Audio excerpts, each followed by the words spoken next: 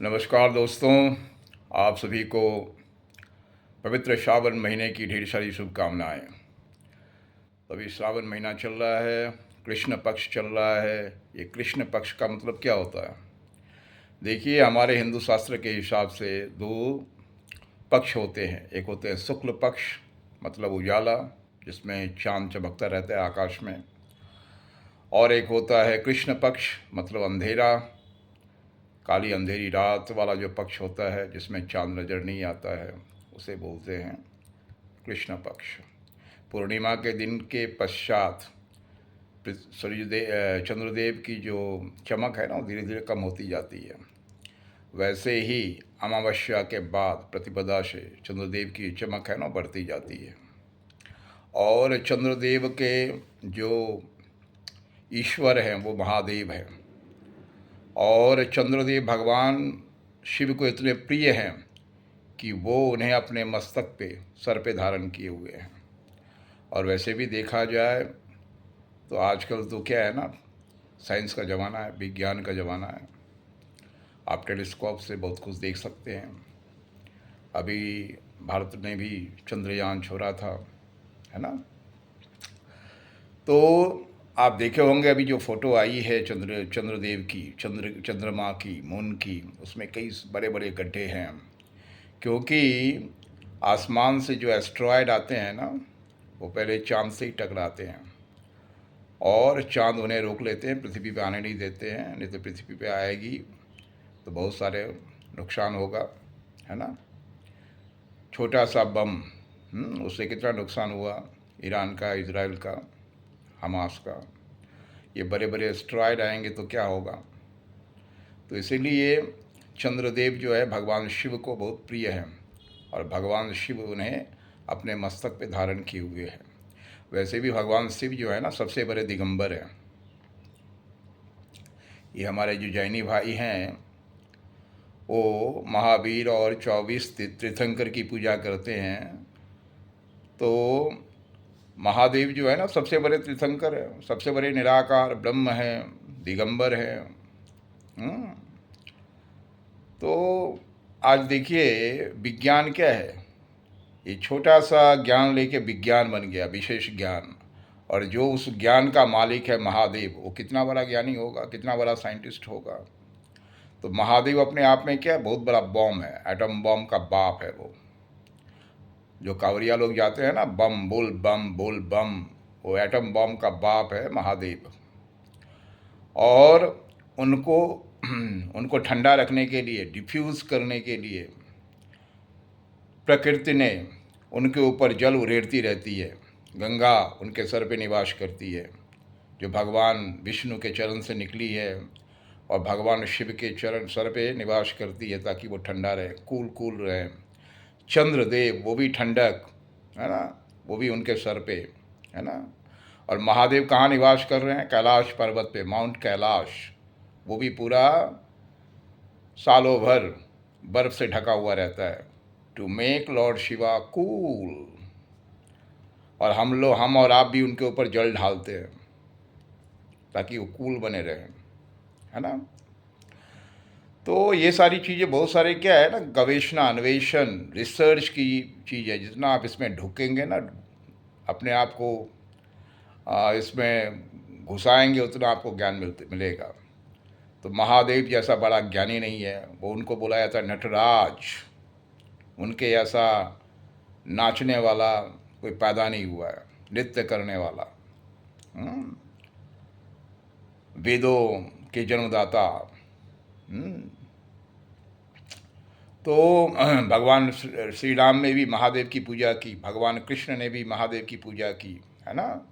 और नेचर जिसकी अर्धांगिनी है, आप समझ सकते हैं, महादेव महादेवी, जिनके पुत्र प्रथम पूज्य हैं भगवान गणेश, जिनके दूसरे बड़े पुत्र कार्तिकेय, वो देवताओं के सेनापति हैं। उनकी एक बेटी है अशोक सुंदरी, है ना।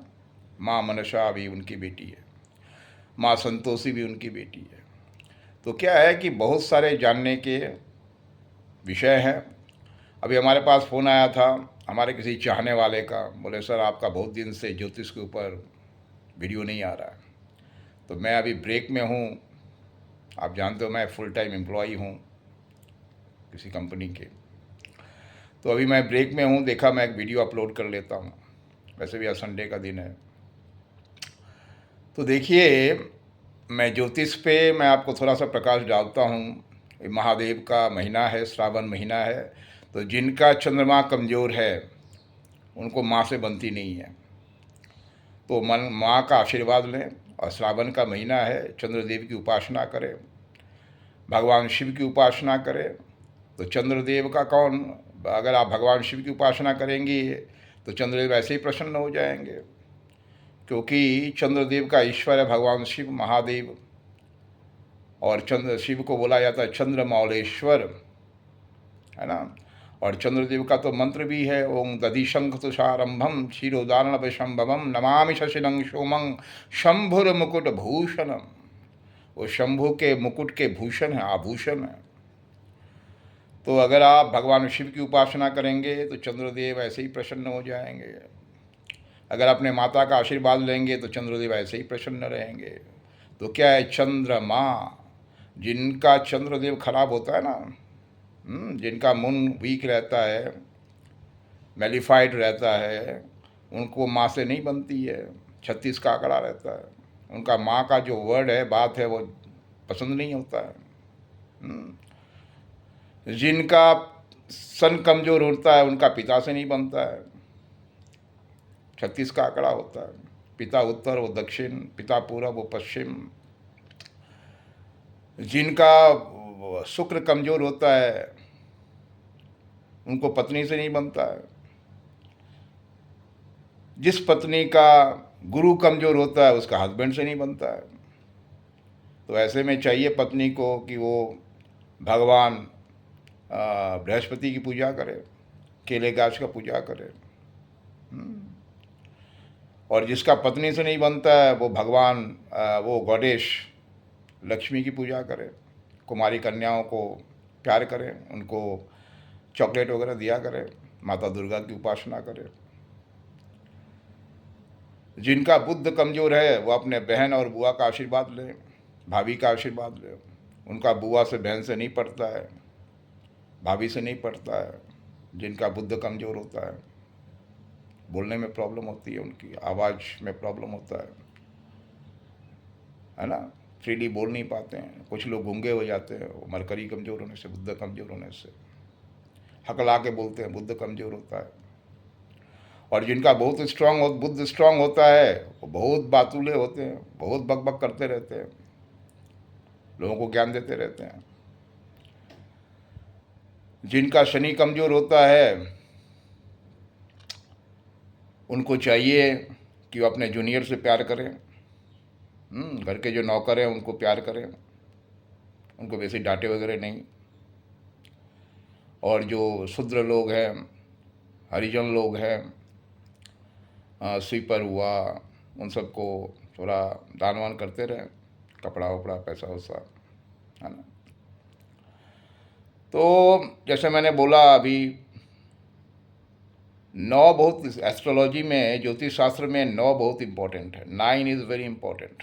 वैसे भी 9 का इस यूनिवर्स में बहुत इम्पोर्टेंट है। हम लोग माला फेरते हैं 108, 109, 1 + 8 क्या होता है, 9 होता है। हम जो भी मंदिर में जाते हैं ना, वहाँ लिखा होता है श्री श्री श्री 108 जगत जननी माता दुर्गा का मंदिर, श्री श्री श्री 108 भगवान महादेव का मंदिर,